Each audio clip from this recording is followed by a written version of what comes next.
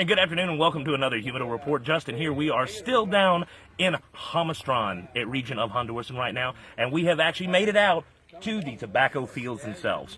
A couple of neat things about what happens at this part in the growing process. We showed you earlier what happens with the initial seedlings and moving them into the larger nursery. Once they leave that process, again, that's about a 45-day process, this is where they come, is out to the fields. Now, the field process is only 60 days worth of growth. So when these plants make their way out here, they're literally but a few inches tall, and you can see many of these are even 6 to 8 inches, maybe even a foot taller than my head. So it's a very fast growing plant, which is something I wasn't aware of actually even before making it down here. But what you see here to my left, this is beautiful habano leaf. Obviously, we know I'm a big habano fan, and that's what we've got growing right here. You see the size of the leaves. They're real big leaves. I think a lot of customers don't realize just how big the leaves themselves are.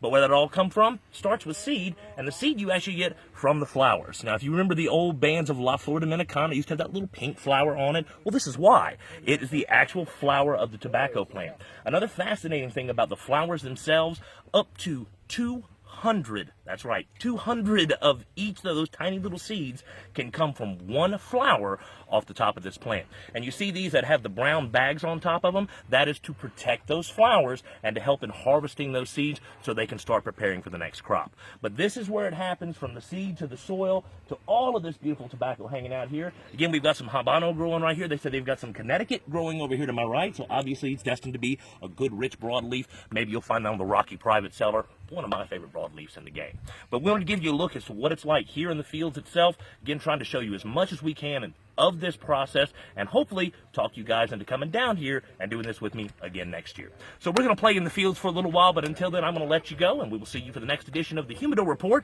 Until then, I'm Justin, and we'll see you at the club.